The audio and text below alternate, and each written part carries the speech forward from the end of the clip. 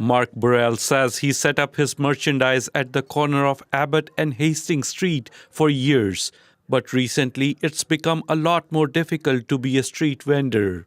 At least twice, sometimes 3 times a day, the City of Vancouver would come and enforce their bylaw, which was no shopping or vending on the streets, and close us down. Since then, Burrell has moved his business to an indoor space.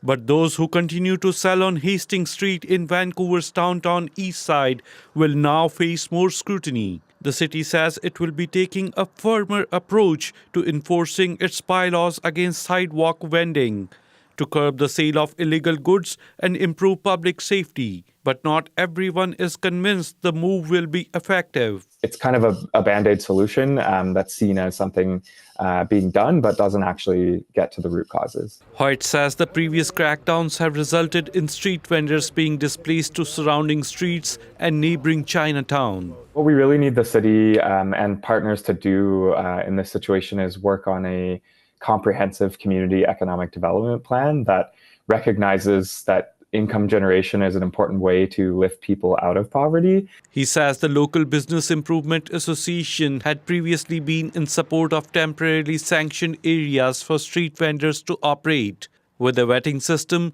to ensure no criminal activity takes place. One of those areas is the current iteration of the Downtown Eastside street market, where more than a dozen vendors set up their shop each day. There's some items that are not allowed to be sold in this space, including electronics.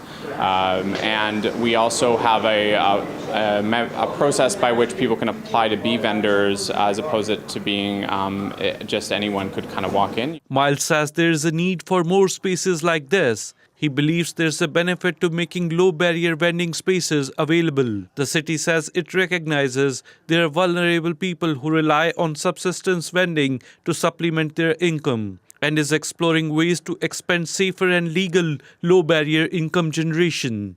Sohrab Sandhu, CBC News, Vancouver.